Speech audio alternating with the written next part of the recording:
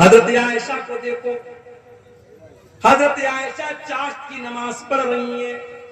یہ چاشت کی نماز کون سی نماز ہوتی ہے جانتے ہیں؟ کوئی جانتا ہے؟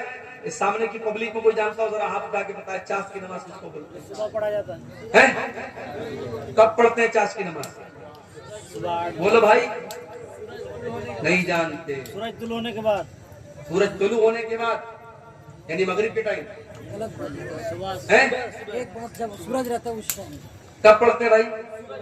سورج نکلنے کے بعد ایک بار کم سے کم. اچھا چلیے ماشاءاللہ 9 بجے تک. کچھ لوگ تو جانتے ہیں. میں کبھی کبھی سوچتا ہوں اتنے جلسے ہو رہے ہیں سیمانچل میں، عبد الغفار صاحب تو بیچارے ٹائم کم دیتے ہیں، جو دوسرے مقررین ہیں بہت سارے مقررین ایک ایک مہینہ کنٹینیو آپ یہاں پروگرام کرتے ہیں. لیکن میں دیکھتا ہوں کہ جو برائی کا لیول ہے، جو لا علمی کا لیول ہے، وہ برابر بڑھ ہی رہا ہے. بے نمازی برابر بے نمازی ہو رہے ہیں، نشہ کرنے والے برابر نشہ کر رہے ہیں، بے پردگی کرنے والی عورتیں بے پردگی کر رہی ہیں. اب تو حالات یہ ہے کہ مسجد کی زمینوں پر ناجائز قبضہ ہو رہا ہے، قبرستان کی زمینوں پر ناجائز قبضہ ہو رہا ہے. ہم حکومتوں کو کیا بولیں گے؟ ہم پرشاسن کو کیا بولیں گے؟ آج اپنی وقف کی ہوئی زمین کو بھی مسلمان خود ہڑپ لیتے ہیں. میرے بھائیوں، جلسے کراتے ہو تو کم سے کم اپنے دینی لیول میں، اپنے نالج لیول میں بھی اضافہ کیجئے. حضرت عائشہ چاشت کی نماز پڑھ رہی تھی. چاشت کی نماز کب پڑھی جاتی ہے؟ مسئلہ یاد رکھیے. چاشت کی نماز پڑھنے کا 2 ٹائم ہے. ایک تو سورج نکلنے کے 15-20 منٹ کے بعد جب سورج ایک نیزہ بلند ہو جاتا ہے اس ٹائم بھی چاشت کی نماز پڑھ سکتے ہیں. اور دوسرا ٹائم تھوڑا اور لیٹ، جب تھوڑی سورج کی تپش اور بڑھ جائے اور وہ ٹائم ایسا آ جائے کہ اونٹ کے بچے اگر دھوپ میں کھڑے ہیں تو ان کا پیر دھوپ سے جلنے لگے، آپ کہہ سکتے ہیں 8 بجے 9 بجے کے قریب کا جو ٹائم ہوتا ہے وہ بھی چاشت کا ٹائم ہوتا ہے. چاشت کی نماز 2 رکعت بھی پڑھ سکتے ہیں، 4 رکعت بھی پڑھ سکتے ہیں. چاشت کی نماز کی بڑی فضیلت ہے. چاشت کی نماز اگر آپ پڑھیں گے 2 رکعت نماز تو اللہ کے نبی فرماتے ہیں کہ آپ کے بدن کے ہر جوڑ کی طرف سے صدقہ ہو جائے. آپ غریب ہیں، صدقہ نہیں کر سکتے، دان نہیں کر سکتے، 2 رکعت آپ چاشت کی نماز پڑھ لیجئے. آپ کے بدن میں جتنے جوڑ ہیں، جتنی ہڈیاں ہیں، ہر ہڈی اور ہر جوڑ کی طرف سے اللہ تعالیٰ صدقہ اور دان آپ کا قبول کر لے گا. یہ بڑی فضیلت ہے اس نماز کی. حضرت عائشہ یہ نماز پڑھ رہی ہیں. حضرت عائشہ یہ نماز پڑھ رہی ہیں. ان کے بھائی کا بیٹا یعنی ان کا بھتیجا وہ ان سے ملنے کے لیے آیا جس کا نام قاسم بن محمد تھا. اس نے دیکھا میری پھوپھی جان نماز پڑھ رہی ہیں. اس نے دیکھا کہ پھوپھی جان نماز پڑھ رہی ہیں اور سورہ طور کی تلاوت کر رہی ہیں. اور سورہ طور کی یہ آیت حضرت عائشہ کی زبان پر جاری ہے. سورہ طور میں اللہ فرماتا ہے جب جنتی جنت میں جائیں گے تو کہیں گے فَمَنَّ اللَّهُ عَلَيْنَا وَوَقَانَا عَذَابَ السَّمُومِ. اللہ نے ہم جنتیوں پر بہت بڑا احسان کیا کہ اللہ نے ہم کو جہنم کی آگ سے بچا لیا. حضرت عائشہ اسی آیت کو پڑھ رہی ہیں اور روتی چلی جا رہی ہیں. ان کے دل میں یہ خیال ہے کہ اے اللہ کاش تو عائشہ کو بھی اپنے ان خوش نصیب بندوں میں شامل کر دے.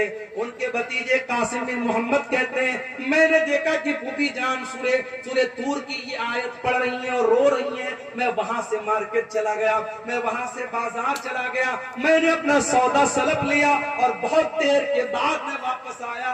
میں نے کیا دیکھا؟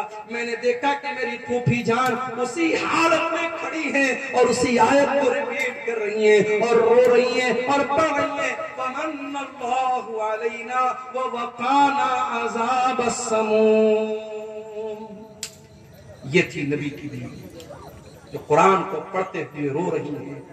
قرآن کے دلوں پر اثر کرتا ہے. آج تو ہم کٹھور دل کے لوگ قبرستان میں مردے کو دفنانے جاتے ہیں وہاں پر بھی ہا ہا کر کے ہنستے رہتے ہیں. قبرستان میں کھڑے ہو کر کے ہم دنیا کی باتیں کرتے ہیں، پالیٹکس کی باتیں کرتے ہیں، راجنیتی کی باتیں کرتے ہیں. جبکہ اللہ کے پیارے نبی جب قبرستان جایا کرتے تھے، انصاری صحابی کا جنازہ ہے، جنازے کو قبر میں اتارا جا رہا ہے. اللہ کے نبی قبر کے کنارے بیٹھے ہوئے اور آپ کے صحابہ بھی آپ کے آس پاس بیٹھے ہوئے ہیں. آپ نے قبر کو دیکھا اور قبر میں اپنے صحابی کی لاش کو اترتے ہوئے دیکھا. اللہ کے نبی رونے لگے.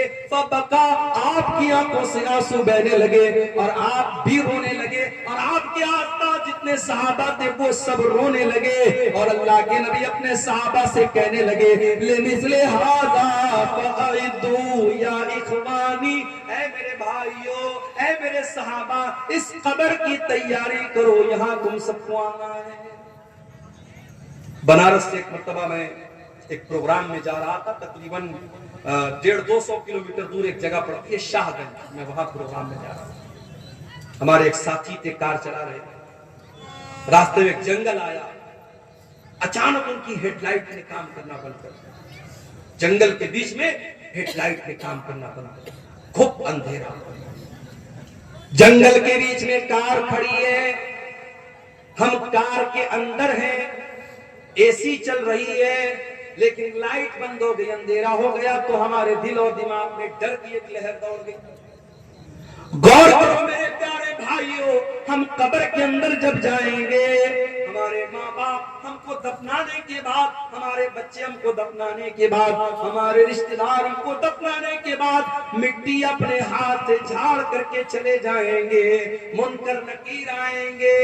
اس قبر کی تاریکی میں ہمارے پاس کوئی موبائل کا ٹارچ نہیں ہوگا جس کو ہم جلا سکیں، کوئی اے سی اور کولر نہیں ہوگا جس کی ہوا کھا سکیں. منکر نکیر آئیں گے اور 3 سوال کریں گے: من ربو کا، من نبیوں کا، ما دینوں کا.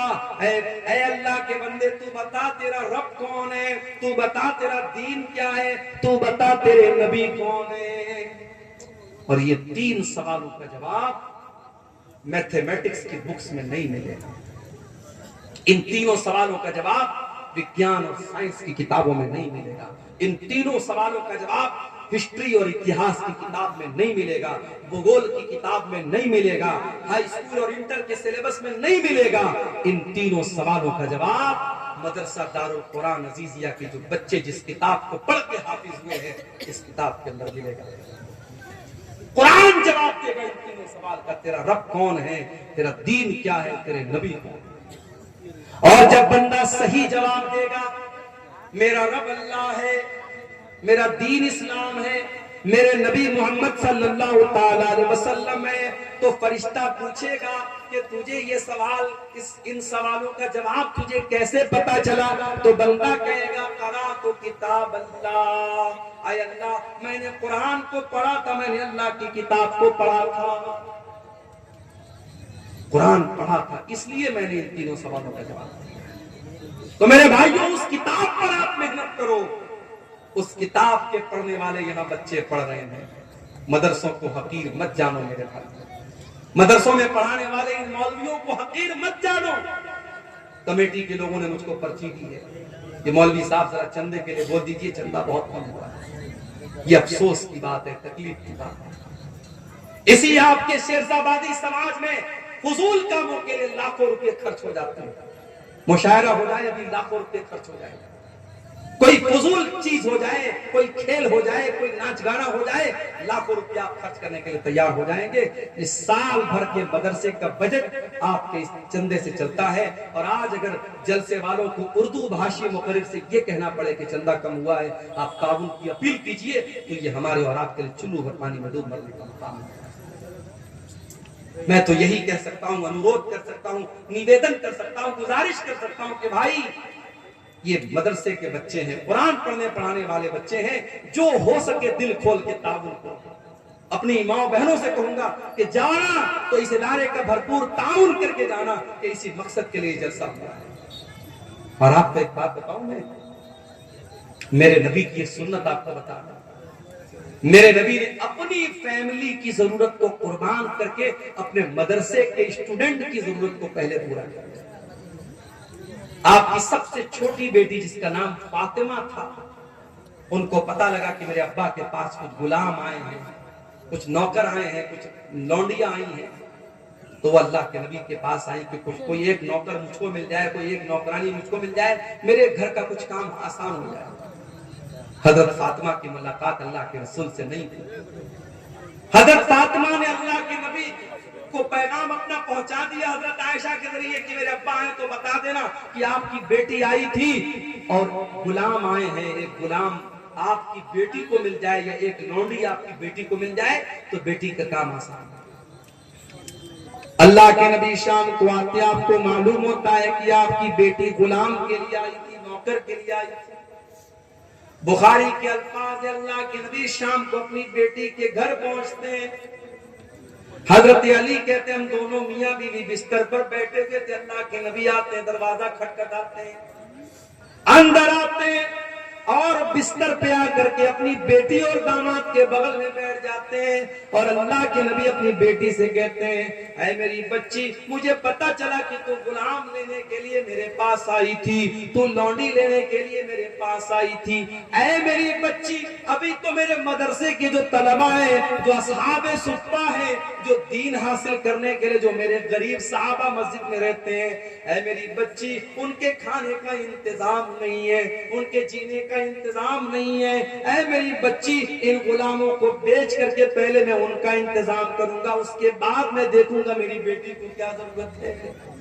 اللہ نبی کی سنت کو بھی آج زندہ کرنے کی ضرورت ہے میرے بھائیوں.